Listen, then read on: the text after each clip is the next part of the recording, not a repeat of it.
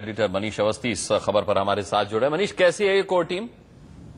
देखिए, core team का वो चेहरा है जो कांग्रेस की युवा टीम को जवाब देने के लिए तैयार है।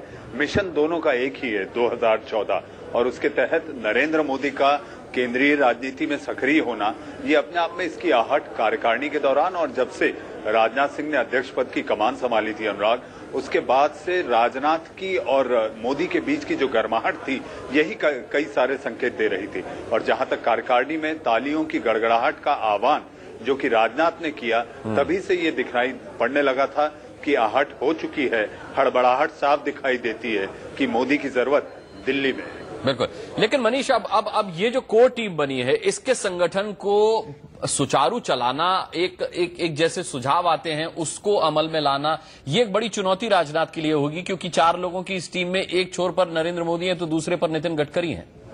देखिए, नितिन गडकरी और नरेंद्र मोदी के बीच जो तलखियां और जो दूरियां थी, जब नितिन गडकरी पार्टी के अध्यक्ष थे, उस दौरान उनके खिलाफ कई बार ये नाम भी आया कि नरेंद्र मोदी काफी सक्रिय हैं और वो ये नहीं चाहते कि नितिन गडकरी अध्यक्ष पद पर बने रहें। इसी की वजह थी कि पार्टी की अंतर्कलह के बीच जब नितिन गडकरी को दोबारा नामांकन भरना था और लगभग ये तय माना गया था कि गडकरी दोबारा अध्यक्ष चुन लिए जाएंगे, केवल एक प्रक्रिया का हिस्सा था, ऐसे वक्त में 12 घंटे पहले गडकरी खुद ये स्वीकार कर लेते हैं कि मुझे अध्यक्ष नहीं बनना है और राजनाथ सिंह जी का नाम मैं सामने करता हूं। तभी संकेत साफ हो गए थे कि पार्टी में सब कुछ ऑल वॉज नॉट वेल। लेकिन अब ये 5 लोग एक साथ एक छत के नीचे आकर कमल को खिलाने की बात कर रहे हैं। आपको याद होगा कार्यकारिणी के दिन मोदी ने जो कहा, घना अंधेरा भले ही हो लेकिन कमल पर दिया खिलाना है, तो ये संकेत साफ है। नरमी मोदी ने भी दिखाई है। मोदी को भी लचीला होना होगा। अगर केंद्र की राजनीति में उन्हें सक्रिय होना है तो सबको साथ लेकर चलना होगा।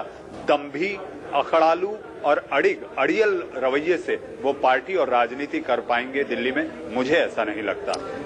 और यहाँ पर आडवाणी साहब की भूमिका भी बहुत अहम हो जाती है, मार्गदर्शक के तौर पर वो काम करेंगे। अब इन पांडवों को संभालना उनके जिम्मे होगा।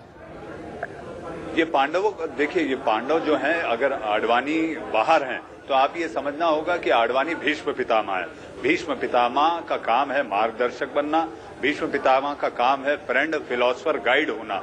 और ये संघ हमेशा संकेत देता रहा है अनुराग। और कुछ दिनों पहले ही संघ के बड़े विचारक एमजी वैद्य, जो कि संघ की आज की कार्यकारिणी में मनमोहन वैद्य के पिता हैं, उन्होंने भी ये संकेत साफ कर दिया था कि अब समय आ गया है जब आडवाणी को रिटायर होना है। तो आडवाणी की संघ से दूरियां भी एक बड़ी वजह है कि बीजेपी की ये युवा टीम, जिसे मैं कहूं, अगर आडवाणी को सामने रख के उनकी उम्र की आयु देखी जाए तो ये जो बीजेपी की युवा टीम है, ये संघ को नाराज नहीं करना चाहती, क्योंकि कड़र अगर साथ होगा तो इन्हें ऐसा लगता है कि शायद 2014 नजदीक हो और 7 RCR तक इनमें से किसी एक चेहरे की पहुंच हो सकती है। और मनीष, साथ में ये भी जरूरी है कि अब ये जो टीम बन गई है, कम से कम 2014 चुनाव तक इसमें कोई फेरबदल ना हो, भले ही अंतर्कलह कितनी भी हो, उसे ही सुलझाने की कोशिश की जाए, टीम न बदली जाए। जी बिल्कुल नहीं। देखिए, समय बहुत कम है। हम बात 2014 की कर रहे हैं, लेकिन 2014 पूर्व भी चुनाव हो सकते हैं, ऐसे संकेत कांग्रेस की तरफ से कई बार आए हैं।